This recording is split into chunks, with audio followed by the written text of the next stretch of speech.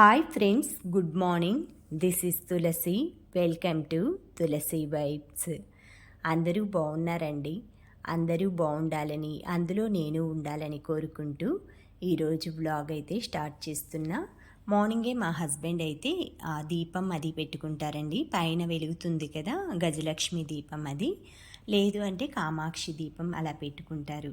తర్వాత ఆయన ఆఫీస్కి 8:30కి వెళ్తారు. తర్వాత నేను 9 కల్లా పూజ అది స్టార్ట్ చేసుకొని తర్వాత బ్రేక్ఫాస్ట్ అది చేసి వంట చేసుకుంటున్నాను. ఎందుకంటే ఎండ బాగా ఉంటుందండి ఎండాకాలం. నేను పూజ చేసుకునే ఒక 10 మినిట్స్ ముందు, స్నానానికి వెళ్ళే ముందు ఏసీ ఆన్ చేసుకొని వెళ్తాను. మాకు బెడ్రూమ్కి ఆనుకొని పూజ గది ఉంటుందన్నమాట. అందుకే ఇంకా రూమ్లో ఏసీ వేసేసి వెళ్తే వచ్చేసరికి మనకి ఫ్యాను అది ఉండదండి పూజ రూమ్లో. నాకు ఆ టేబుల్ ఫ్యాను తీసుకున్నాను, కానీ దాని కింద స్టాండ్ బై మిస్టేక్ ఇరిగిపోయిందనమాట. అది ఫిట్ చేయించుకోవాలి. సరే, అప్పటిదాకా అయితే నేను ఏసీ అది వేసుకొని కొంచెం ప్రశాంతంగా పూజ చేసుకోవాలనుకోండి. నేను ఎక్కువసేపు ఒక 1/2 అవర్ అన్నా చేసుకుంటానండి పూజ. అట్లీస్ట్ ఎంత చిన్న పూజ అలా డైలీ కూడా కొంచెం ప్రశాంతంగా నిదానంగా చేసుకుంటుంటానన్నమాట. అన్నీ ఏదో నాకు ఆ స్వామికి నా తృప్తి కొలది అలంకరించుకొని నా దగ్గర ఉన్న వస్తువులతోటి కొంచెం బాగా చేసుకోవటానికి ప్రయత్నిస్తాను.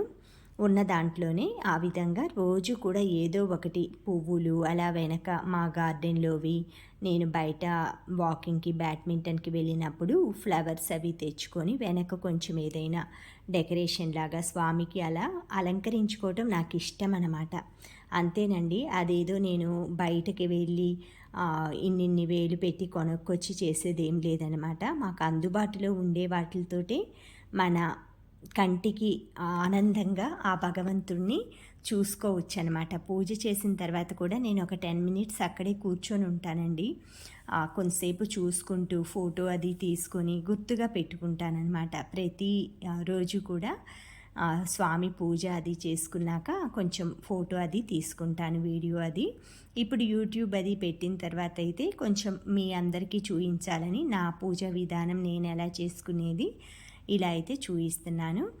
మా గార్డెన్లో పూలేనండి. ఆ మల్లె పువ్వులు కానీ, తులసి మాల కానీ మొత్తం కూడా గార్డెన్లో ఫ్లవర్స్. ఆ రెడ్ కలర్ ఉన్నాయి కదా నూరు వరహాలు, అవి మాత్రం బయట తీసుకొచ్చుకున్నాను. బయట అంటే వాకింగ్కి అది వెళ్ళినప్పుడు ఉంటాయండి. మాకు కాలనీలో మొత్తం గార్డెన్ ఓపెన్గా ఉంటాయన్నమాట. ఎవరింట్లోవి కాదు అన్నమాట. ఎవరింట్లో పువ్వులు అలా పోయినండి నేను.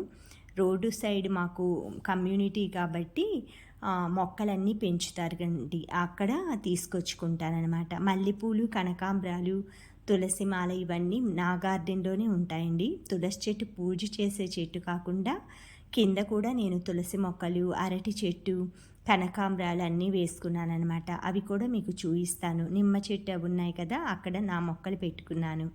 బాల్కనీలో నుంచి నేను నీళ్ళు అవి పోయటానికి వీలుగా ఉంటుందని. ఈరోజు సోమవారం అండి. శివయ్యకి అభిషేకం చేసుకున్నాను. దాంతోపాటు అమ్మవారికి కనకదుర్గమ్మని కూడా వాటర్ తోటి అలా అభిషేకం చేసుకొని, నా దగ్గర పగడం గణపతి ఉంది కదా, ఆ పగడం గణపతికి కూడా పసుపు ముద్దకి అలా పెట్టి పూజ అది ఆయన్ని కూడా పెట్టుకున్నా. తర్వాత కుమారస్వామికి కూడా అండి. ఇది శివ కుటుంబం అనమాట, శివ పరివారం పూజ అనమాట.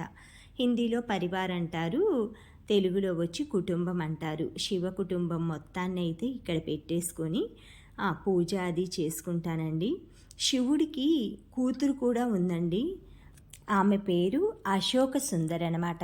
శివుడి కుమార్తె పేరు అశోక సుందరి. మనకి తెలిసి గణపతి, కుమారస్వామి అలా పేర్లే వింటుంటామన్నమాట.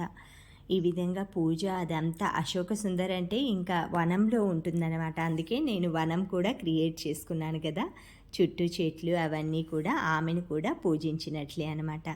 ఈ విధంగా పూజ అది అంతా కూడా ప్రతిరోజు నేను ఇలానే చేసుకుంటానండి.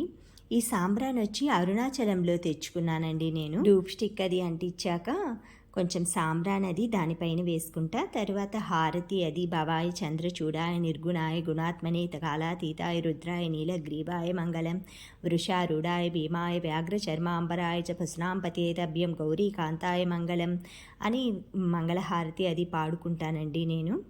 ఆ తర్వాత ఇలా అమ్మవారిని చూసారా దగ్గరగా కుంకుమ పూజ చేసుకున్నాను. అమ్మవారికి, దుర్గామాతకి, శివయ్యకేమో అష్టోత్తరం చేసుకున్నా. ఈరోజు వెండి పుష్పాలతో చేశానండి. కుమారస్వామి చిన్న విగ్రహం ఉంది నా దగ్గర. ఈ విధంగా శివ కుటుంబానికైతే ఈరోజు పూజ అది చేసుకున్నాను. తర్వాత ఈశాన్యంలో మాకు పూజ గదికి ఈశాన్యంలో ఇలా ఉంటుందండి డోర్ పక్కన. అలా ప్రతి రోజు ఏమీ చేయను, కానీ నేను మండే వేసుకుంటాను ముగ్గు. మండే ఏంటంటే సండే రోజు నేను ఎక్కువగా పూజ అది చేయనండి. మా హస్బెండ్ ఉదయాన్నే చేసుకుంటారంతే. నాకు పనులు కొంచెం లేట్గానే లెగుస్తాను. సండే రోజు ఈవినింగ్ చేసుకుంటాను దీపం అది. ఇలా మండే రోజు అయితే ముగ్గు పెట్టుకుంటానండి.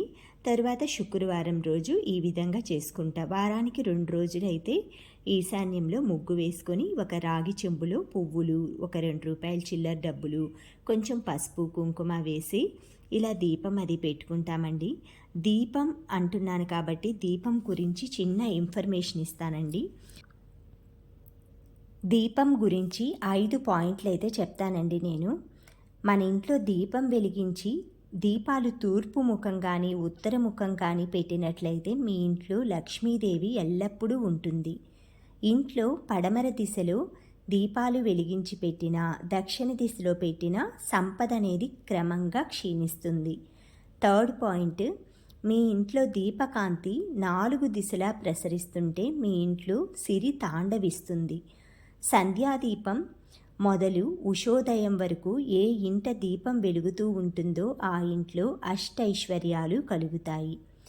నెక్స్ట్ లాస్ట్ పాయింట్ అండి. సాయం సంధ్యా సమయంలో ఇంటి వెనుక గుమ్మానికి ఎదురుగా ఉండే తులసి కోట ముందు ప్రతిరోజు దీపం వెలిగించి పెట్టిన ఇంట్లో లక్ష్మీదేవి కాపురం చేస్తుంది. Thank you.